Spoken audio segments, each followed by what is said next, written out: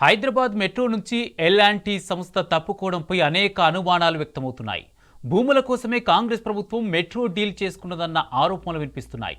నగరంలో మెట్రోకి 300 ఎకరాలకు పైగా ల్యాండ్ బ్యాంక్ ఉంది. వీటి విలువ 16,000 కోట్లకు పైగానే ఉంటుంది. మెట్రో భూములను ప్రభుత్వం తమ అస్మదీయులకు అగ్గవకు కట్టబెట్టే అవకాశం ఉన్నదని, చివరికి ప్రైవేటు వ్యక్తులు హస్తగతం చేసుకుంటారని అనుమానం వ్యక్తమవుతున్నది.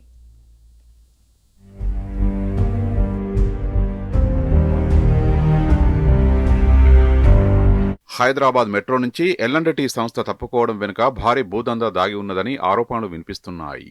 మెట్రోకు నగరంలోని పలు ప్రాంతాల్లో 300కు పైగా ఎకరాల భూములున్నాయి.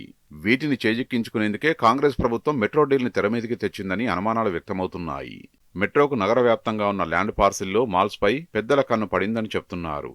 ఇన్నేళ్లుగా నష్టాలను దిగమింగిన ఎల్&టీ సంస్థ ఉన్నట్టుండి ప్రాజెక్టు నుంచి తప్పుకోవడం వెనుక పెద్దల ఒత్తిళ్లు ఉన్నట్లు ప్రచారం జరుగుతున్నది. బీఆర్ఎస్ వర్కింగ్ ప్రెసిడెంట్ కేటీఆర్ కూడా ఇలాంటి ఆరోపణలు చేయడంతో ఇటు వ్యాపార వర్గాల్లో అటు రాజకీయ వర్గాల్లో మెట్రో డీల్ చర్చనీయాంశంగా మారింది.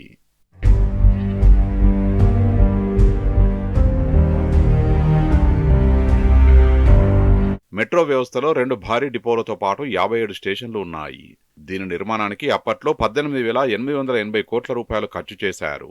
ఇందులో 70% రుణాలతో సర్దుబాటు చేయగా మిగిలిన మొత్తాన్ని కేంద్ర రాష్ట్ర ప్రభుత్వాలతో పాటు నిర్మాణ సంస్థ ఎల్&టీ సంస్థ భరించింది. రాష్ట్ర వాటాగా ఎల్&టీ సంస్థకు ప్రభుత్వం 300 ఎకరాల భూమిని కట్టబెట్టింది. ఈ భూమిని డెవలప్ చేయడం ద్వారా మెట్రో నిర్వహణ సంస్థ ఏటా 55% రెవెన్యూ సృష్టించాలని ఒప్పందంలో ఉన్నది. మాల్స్ నిర్మాణం, మెట్రో స్టేషన్ల వద్ద కమర్షియల్ స్పేస్ ను లీజుకు ఇవ్వడం ద్వారా రెవెన్యూ సమకూర్చుకోవాలనేది ప్రణాళిక.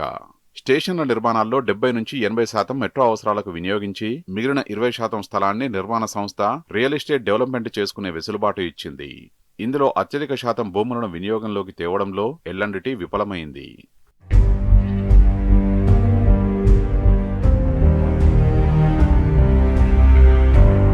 హైదరాబాద్ మెట్రోకు సంబంధించి ప్రస్తుతం మియాపూర్ డిపో కోసం 99 ఎకరాలు, ఫలక్నుమా వద్ద 17 ఎకరాలు, నాగోల్ డిపో వద్ద మరో 96 ఎకరాలు కలిపి మొత్తంగా 212 ఎకరాల ఖాళీ స్థలాలున్నాయి. వీటితో పాటు 25 మెట్రో స్టేషన్ల సమీపంలో మరో 57 ఎకరాలు ఖాళీ జాగాలున్నాయి. మరో 30 ఎకరాల విస్తీర్ణంలో మెట్రో స్టేషన్ల పైభాగంలో ల్యాండ్ బ్యాంకు కలిపి 300 ఎకరాల మేర భూములున్నట్టు అధికార వర్గాలు తెలిపాయి. మార్కెట్ లెక్కల ప్రకారం ఈ ల్యాండ్ విలువ 14,000 కోట్ల రూపాయల నుంచి 16,000 కోట్ల రూపాయలుగా ఉంటుందని అంచనా. ఈ భూములకు ఉన్న విలువతోనే ప్రభుత్వం ఈక్విటీ షేర్ కొనుగోలుకు ఆసక్తి చూపిందనే అనుమానాలు వ్యక్తమవుతున్నాయి.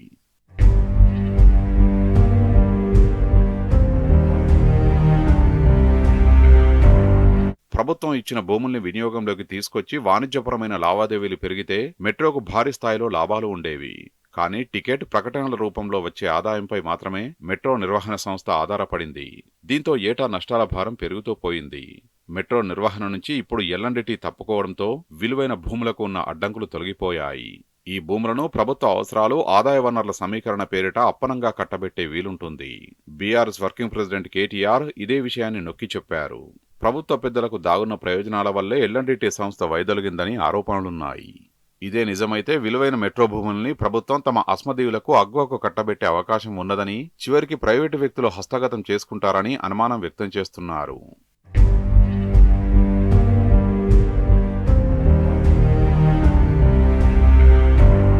వాణిజ్య కేంద్రాలుగా ఉన్న ఎర్రమంజిల్, పంజాగుట్ట, హైటెక్ సిటీలో ఎల్&టీ సంస్థ 3 మాల్స్ ను నిర్మించింది.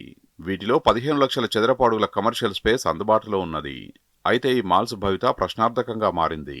మెట్రో నిర్వహణ నుంచి ఎల్&టీ తప్పుకోవడంతో హాట్ కేకుల్లాంటి మెట్రో మాల్స్ కూడా ప్రభుత్వ పెద్దల్ని ఆకర్షిస్తున్నాయి. వీటి ద్వారా 100 కోట్ల ఆదాయం సమకూరే అవకాశం ఉండడంతో రేవంత్ సర్కారు తీసుకున్న నిర్ణయం కాంగ్రెస్ పెద్దల సొంత వ్యాపారాలకు అనువుగా మారవచ్చని నిపుణులు అభిప్రాయపడుతున్నారు.